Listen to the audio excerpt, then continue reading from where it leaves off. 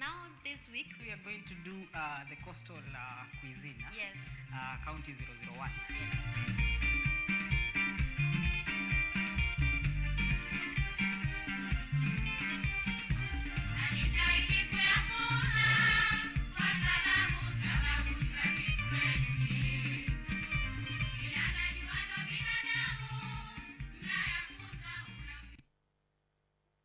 My name is Jeff Ayako HSC, then the recent winner of the top 40 under 40. Jeff is an innovator, and Jeff is also the CEO and founder of Mavcard Limited, where we design and develop the most affordable egg incubators within the market. We realized that we get to have a lot of students trying to cut the other students that were initially in the line, and now you get to see there's a disorder that is there. And so this might make most students not want to use the mess. That's where the mess app comes in.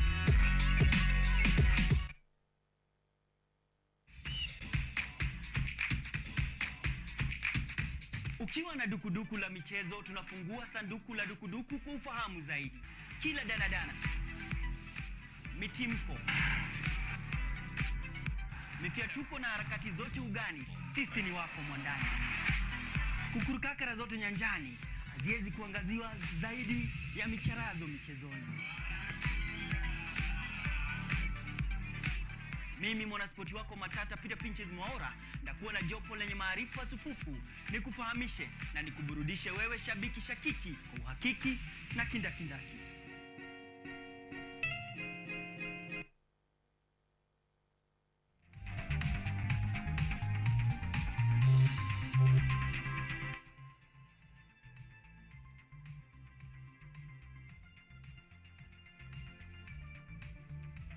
Hi, welcome back and thank you for staying with us. Let's carry on.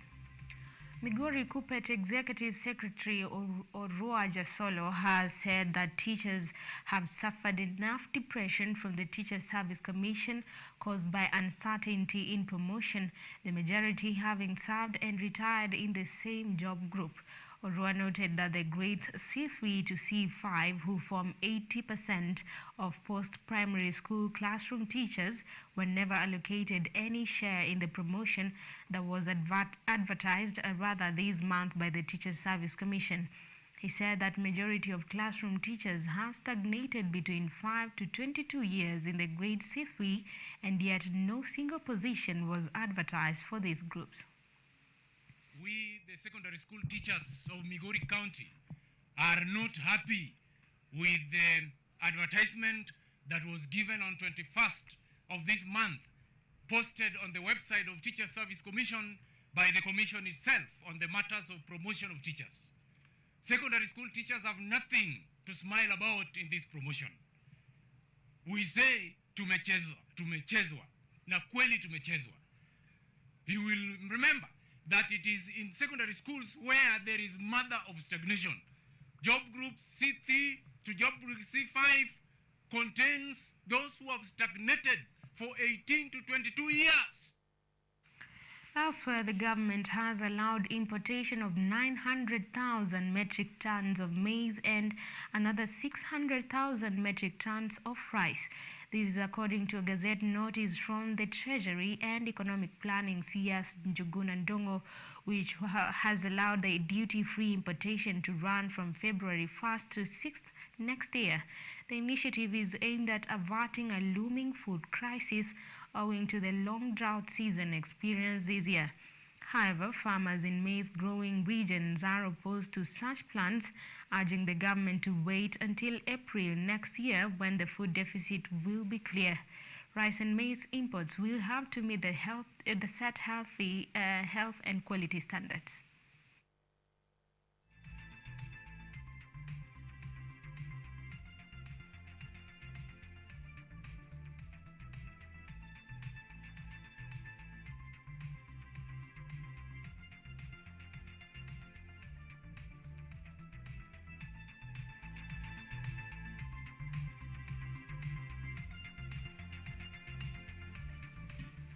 Away from that, farmers in Igembe South Sub-County in Meru County have raised alarms over destruction of their crops by armyworms and snails. They said the pests are destroying crops such as maize, beans, green grams and sorghum, adding that the area is likely to experience food shortage in the future if this situation is not contained. The Gembe South officer in charge of Agriculture Department, Jeremiah Mithika, said that they have received complaints from several farmers in the sub-county and added that they will visit the affected farms to establish the facts. He also urged farmers to practice traditional ways of preventing pests, including early weeding to discourage infestation of pests.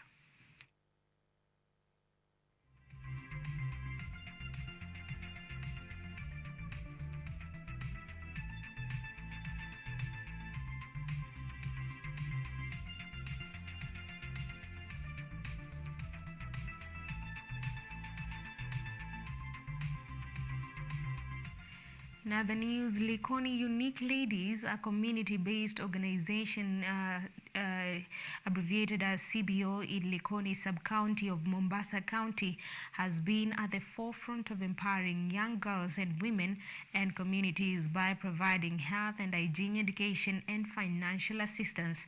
Speaking during the launch in Likoni sub-county, the founder of the CBO said the organization has recruited more than 1,000 women from 5 wards of the sub-county. Listening. Rosemary Ogwen, the founder and director of Likoni Unique Ladies, a community-based organization, came up with the CBO Meet this year in order to sensitize the community on the rights of the girl child and fight against gender-based violence, and providing financial assistance to single mothers to start income-generating projects. Nafanya kuandika proposal katika organization mbalimbali, nikipata funds naletea wamama huku chini wanafanya biashara zao, na niko na imani ya kuwa nitawafikisha mahali ambapo wataweza kusimama na kujitegemea. Speaking during the launch of the CBO in Likoni sub-county, Ms. Rosemary said she has recruited 1,000 women from the 5 wards of the sub-county. The chair lady now says she is supporting women by strengthening their capacity, enabling them to access funds in partnership with other organizations and institutions. Jen Njoroge, who also doubles as the chair lady of Likoni Women Theatre Group, said the CBO is striving to economically empower women who lack consistent and dignified work to start business in order to support their families. Ya CBO wetu leader ambaye ni Iron Lady ametuongoza kufikia hapa tumefikia. Sana sisi tunazingatia sana mambo ya women empowerment, kuempower mama atoke pale kwa nyumba, at least ikifika jioni nayo yakuwa amepata kitu chake, ambao tutawasaidia wakina mama na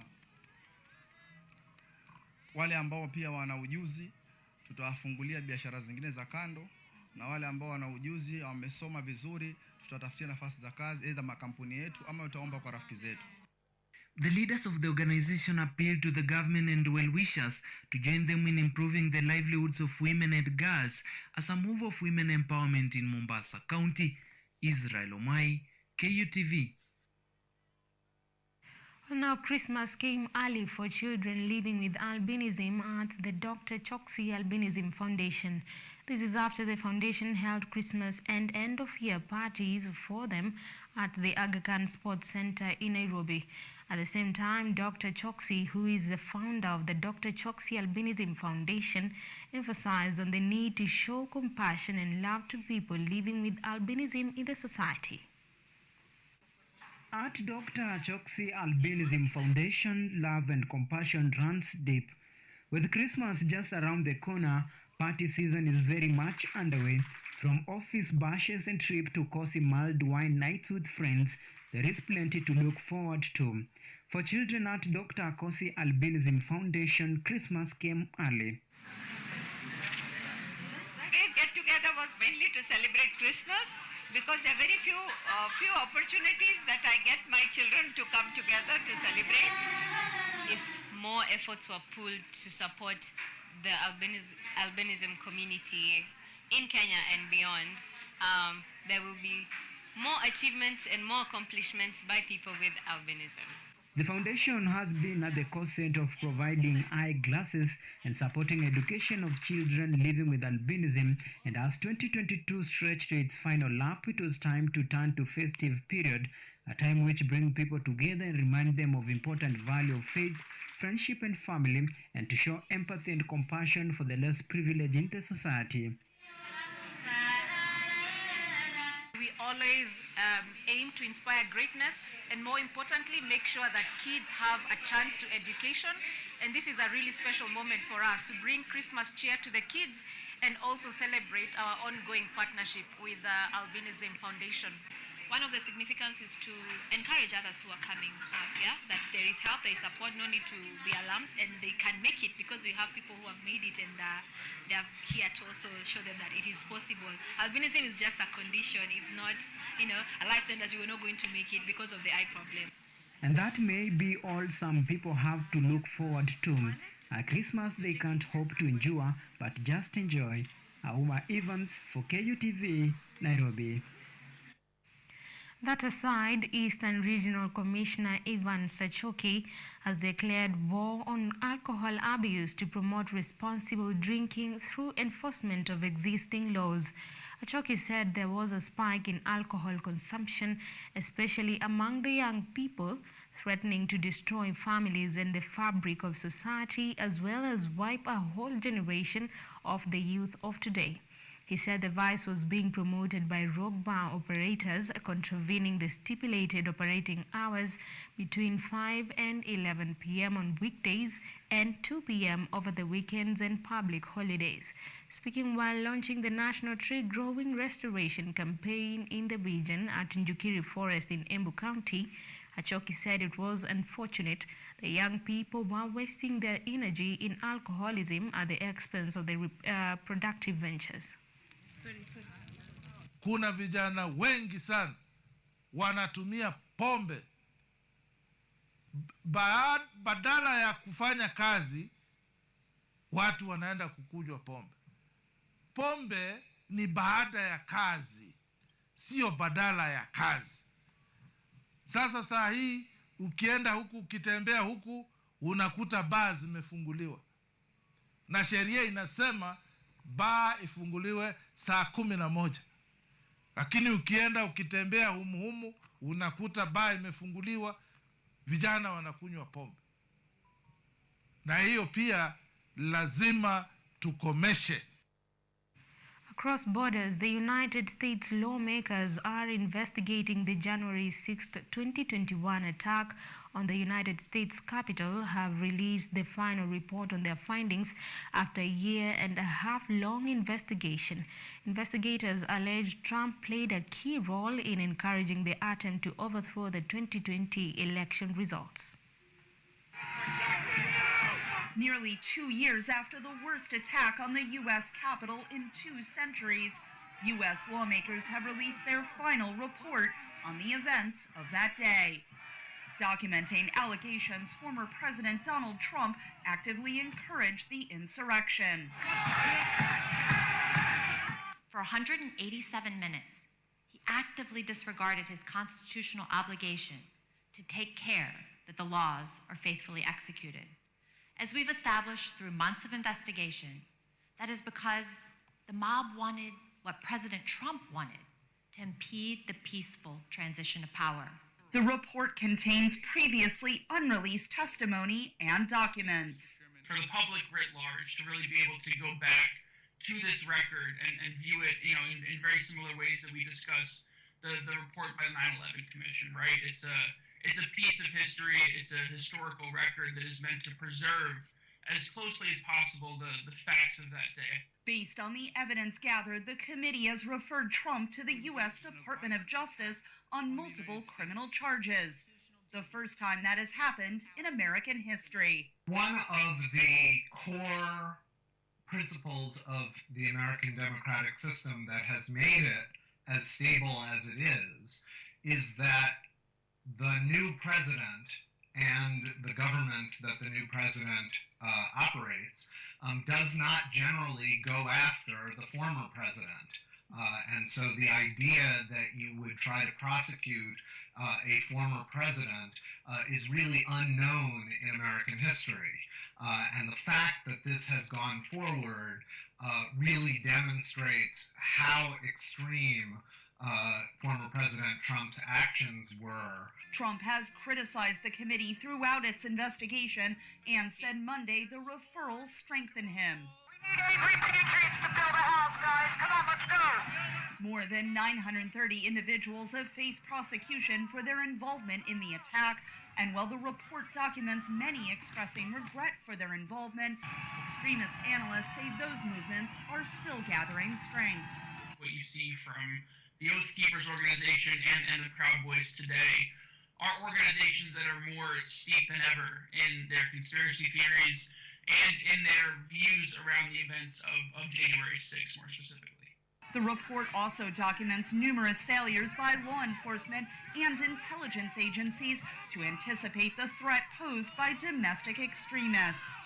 We have a much greater risk that domestic terrorists, people who really do want to overthrow the American political system, exist in large numbers in the United States, and they don't accept the rule of law, they don't accept facts, they don't accept election results, and they're willing to take up arms against the United States. The release of the report marks the conclusion of the committee's work. The U.S. Justice Department is conducting its own investigation into the events of January 6th. That will likely influence the decision on whether to pursue charges against Trump. Catherine Gibson, VOA News, Washington. Well, it is time for us to take another break right here on KUTV Primetime News. Stay tuned for sports is coming up after this.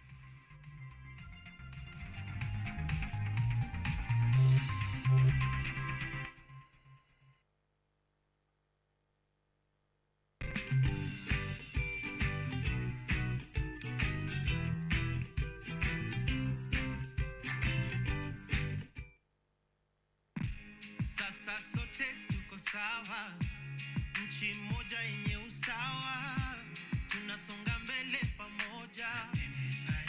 Nobody's left behind.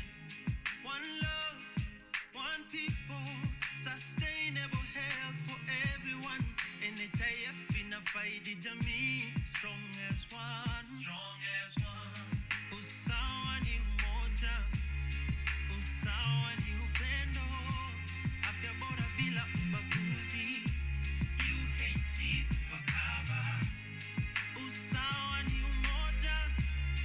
Usawa ni upendo.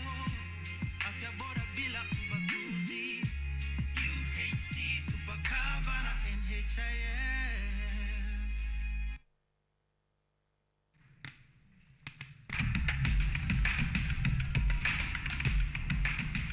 Access to knowledge. Solution to unanswered questions.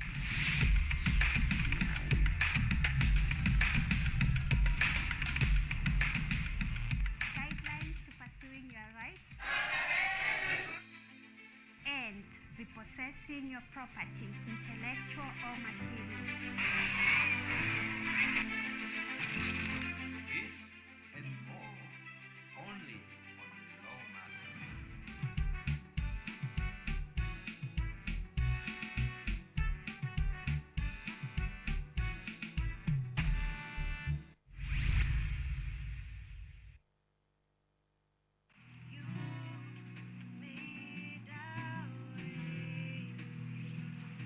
When a box or against the wall, and it looks as if it was over, Lord, you made a way. Oh, 'cause as I'm standing here, it's only because you made a way.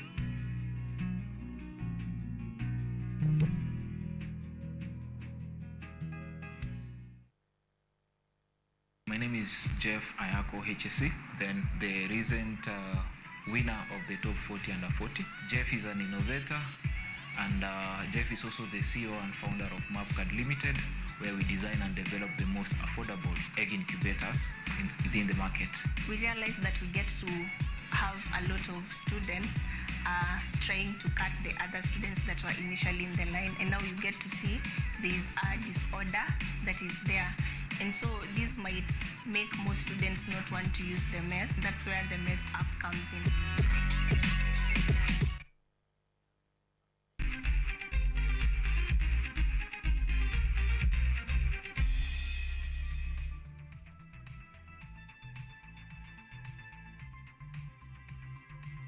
Welcome back. Let's now take a look at what's happening in the world of sports. Manchester City are through to the quarter-finals of the Carabao Cup after knocking out Liverpool 3-2 in a 5-goal thriller at Etihad Stadium. Earlier, Haaland opened the score for the host but leveled 10 minutes later after Fabio Carvalho guided a right-footed effort beyond Stefan Ortega to silence the home crowd before halftime. Riyad Mahrez restored City's lead that short-lived before Mohamed Salah spoiled the party, but Nathan Ake headed home to hand City 3-2 lead. The reigning Premier League champions will visit Southampton in the last 8 of the 9th of January next year.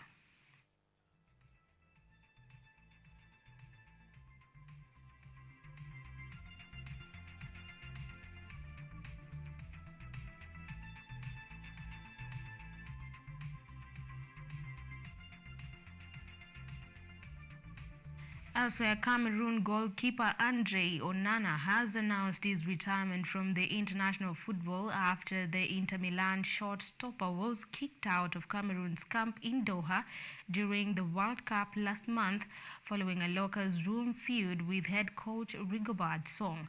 Onana played in the Cameroon's opener against Switzerland in Qatar before he prematurely left the Indomitable Lions camp following the spat with the head coach Song.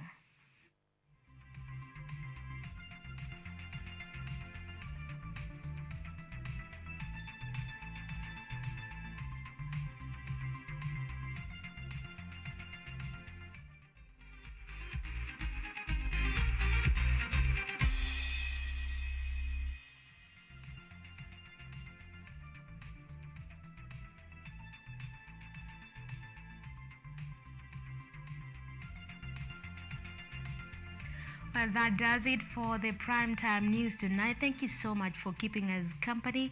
We will leave it at that for tonight. We meet again tomorrow. For now, it's a goodbye. I've been in the company of Evans Odhiambo, and I go by the name Daphne Orina. Do have yourself a good night and enjoy your Christmas.